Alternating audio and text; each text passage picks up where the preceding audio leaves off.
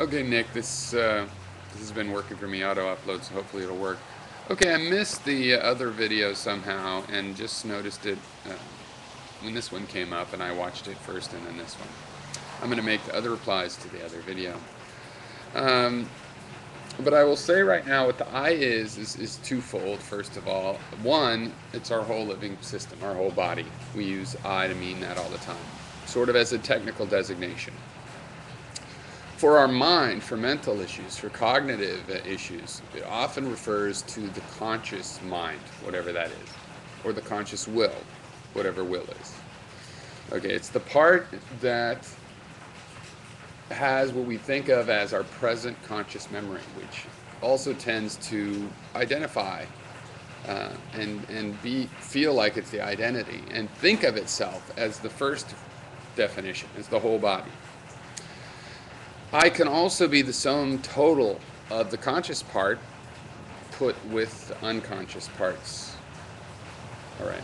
I don't assume that those unconscious parts are entirely unconscious of their own actions.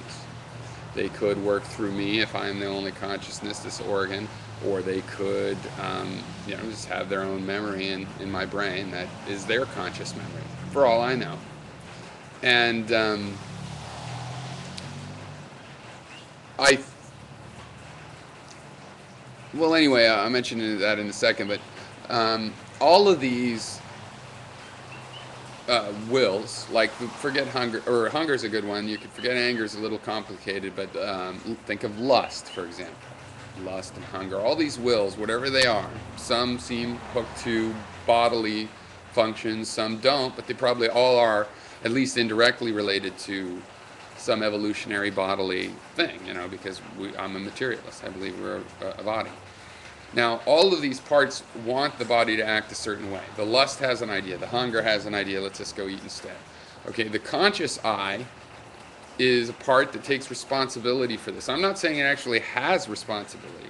That's just its purpose. That's its job as a coordinator of some sort. Okay, it's a job done through visualizing processes, I think, and I'm just saying through introspection. I have noticed that my influence is by visualizing, taking something and visualizing something different than I've experienced, and then I may experience it that way in the future.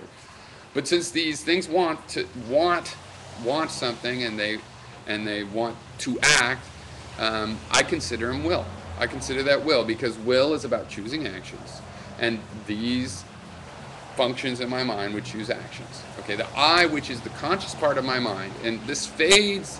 This is what I wanted to mention earlier. This fades into the unconsciousness at the edges, so it's not an absolute distinction. But towards the core of this thing, there's a very bright conscious set of ideas going on. That part appears able to weigh, the powers and ideas and purposes of these other forces, these other wills.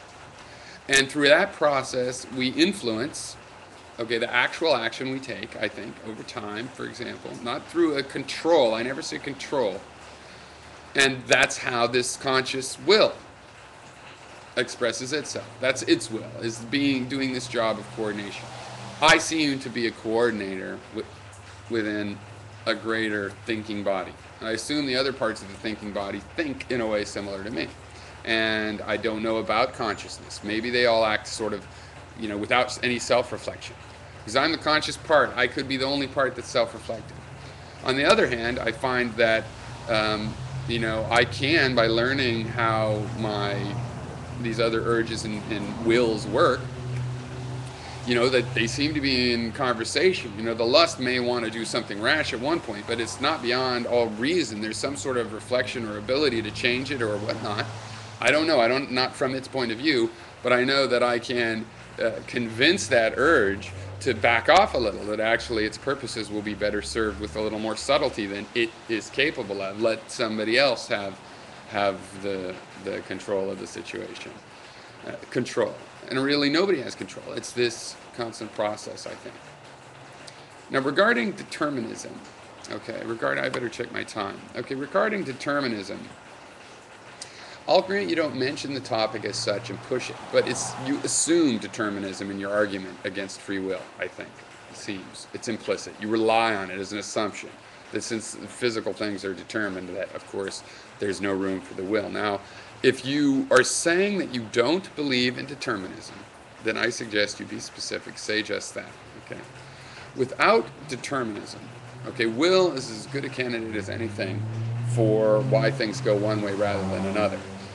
However, if you really are just against will, and it's not about there not being room for will, then that's interesting. I suggest we develop a tea time talk to talk about humans more accurately, and we don't say, yes, I would like a cup of tea.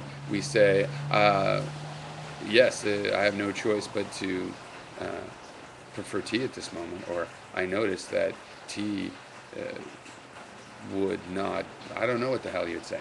Okay. Okay, now the last thing was putting a post in too far. I totally agree with you. To use a different metaphor, I have a walking stick. It's on the ground, and I have a slow step. It stays in one spot for a noticeable period of time. Okay.